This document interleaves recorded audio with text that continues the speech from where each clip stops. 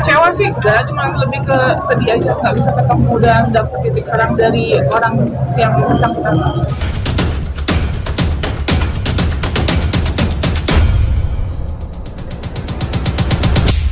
Kita ikutin prosesnya aja, tapi dibilang sedih sih sedih ya, karena pengennya hari ini bisa ketemu sama Sagus, bisa tabayun seperti apa, mediasi yang baik. Kecewanya seperti apa sih Ta? Artinya ini kan harusnya bisa diselesaikan hari ini, namun akhirnya gagal. Betul nggak?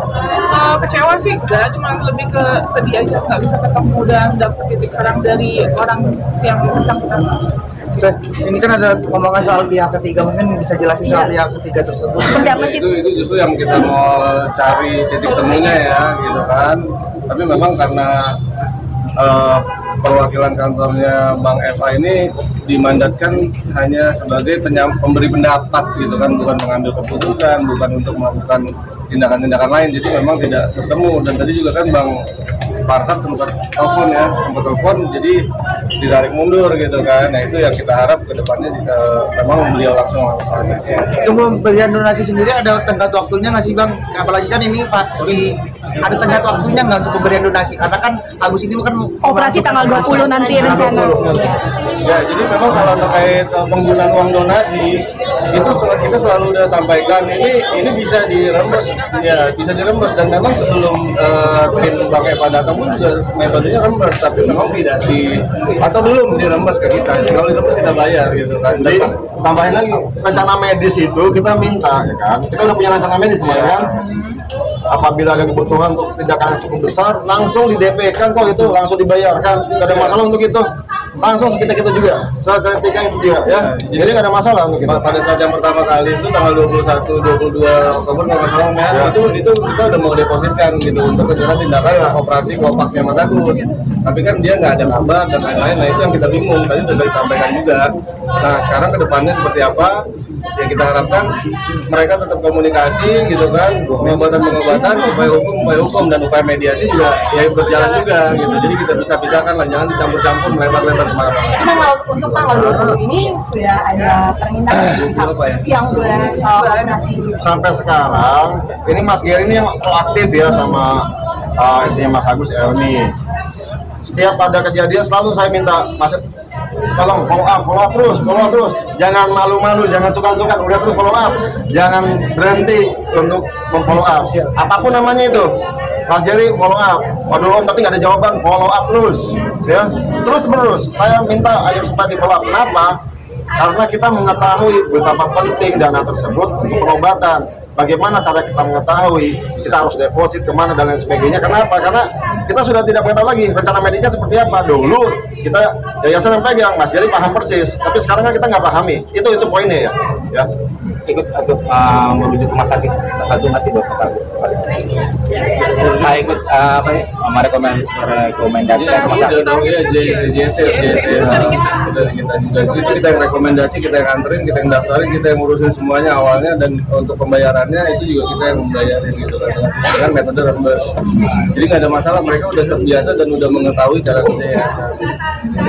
Tapi tadi kalau seumpamanya Agus hadir, apa sih yang Yang disampaikan tadi? Ya justru mau mendengar dari Mas Agus itu seperti apa gitu kan tentang upaya mediasi ini. Mungkin lebih cair dan bisa lebih fokus pada tujuan, ya nggak melebar lagi, nggak ngulang lagi kronologi gitu kan. Ya itu yang kita capai, dan walaupun kita ulang ternyata yang datang nih nggak tahu banyak juga kan gitu, itu repot. Ada tenggat waktu nggak setelah surat diberikan? Surat tadi yang di atas Ada waktu apa? tenggat waktu sampai kapan untuk akan kita menunggu dari Agus untuk menyikapinya seperti apa ya. Kalau misalnya hari ini ya kan WA ke Geri, Pak Geri ini ada rencana tindakan saya, tolong DP 1 juta, langsung kan, langsung nggak usah perlu tunggu apa-apa lagi, langsung seperti itu. Jadi tapi kan memang sampai sekarang kita tidak mengetahui rencana medis seperti apa itu sih. Dan Opi, ini hari ini kan gagal ya, ada kemungkinan akan rencana kedua ingin bertemu. Kalau gagal sepertinya bukan gagal ya, ini kan kita dalam upaya proses ke sana ya.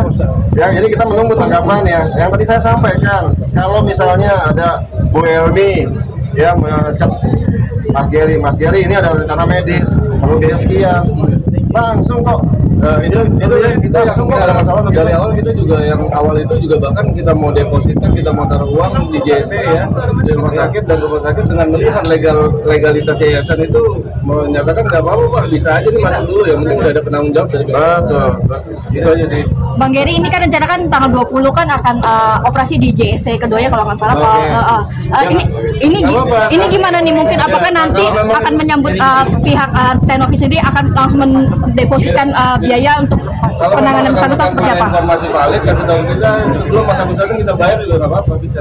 Ya gimana kita mau bantu kalau dianya pun tidak kalau memang mesti melalui jalur rekan-rekan media, kita juga nggak ada masalah, dan kita cuma cukup telepon, kita buatkan penjaminan, itu udah masuk aja. Apakah yang untuk tanggal 20 ini juga sudah ada etikat baik dari kalian juga nanya ini? Kita bicara jadi bahasanya kalau itikat baik, bukan sekarang kita bicara itikat baik. Sejak awal itu 4 minggu yang lalu ditanyain sama Gary di follow up. Ayo Mbak Elmi, kok hari Senin kenapa nggak datang? Besok saya jadwalkan ulang ya, besoknya tidak datang, ya seperti itu. Jadi kalau Anda bicara masalah etikat baik, kalau tidak awal tidak ada, Justru nggak ada namanya etikat baik di sini. Yang datang malah LP gitu. Iya kan? Itu yang kita bingung. tapi nggak apa-apa, maksudnya laporan tetap berjalan, tapi pengobatan pun dipisahkan dari itu kan. Ya, kan komitmen seperti itu. Dan memang Tenovis sebagai ketua yayasan sudah menginstruksikan seluruh organ yayasan untuk tetap strict pada pengobatan masyarakat. Bapak KM ikut membayar juga biaya pengobatan. Itu kan donasi pribadi beliau boleh lah. Kalau kita mau donasi ke Mas Agus juga boleh. Personal nih, mau donasi Bentuknya personal lah. terserah bebas. Kalau saya kan ini donasi dari banyaknya orang, ribuan, 8.000 atau 10.000, kita nggak tahu. Ya sebanyak itu otomatis amanahnya dan modalnya tetap di yayasan. Mungkin sekarang ini mau kita closing statement aja gitu. Teteh udah lumayan capek nih habis kegiatan seharian. Nah ini kemungkinan tadi kita mendengar gitu kan dari para donatur, dan tadi ada kuasa hukumnya para donatur, nanti akan dibuatkan polling oleh mereka. Ini menurut informasi mereka akan dibuatkan polling berupa website resmi yang terdaftar di Kemenkominfo atau Kominfo, itu saya juga kurang paham. Nanti di sana akan ada 3 pilihan bagi para donatur yang punya verifikasi, bukti transfer dan lain-lain gitu kan. Masuk ke website itu, pilih, ada 3 pilihan menurut informasi mereka begitu. Ada uang ini tetap untuk Mas Agus, uang ini dikembalikan ke donatur sesuai bukti transfer, atau ketiga, uang ini untuk penerima manfaat yang lain. Silakan aja, itu bergulir aja kalau dari kita. Dan mereka kuasa hukum donatur udah menyatakan nanti kalau udah dapat bulat dia akan menggugat yayasan secara perdata tuh untuk menetapkan hal itu ya Om. Nah, kita lihat aja. Kita sih tunggu aja semua apa itu kita tunggu, Kita lihat. Ya, tapi poin penting di sini adalah Tenovis tidak akan mundur satu langkah pun untuk ya berbuat kebaikan ya sebagai pejuang kemanusiaan. Itu aja poinnya. Ya, apapun yang terjadi kita akan langkah terus, jalan terus. Ya, jadi Oke, mungkin itu aja ya teman-teman. Oke, terima kasih. Terima kasih. Terima kasih.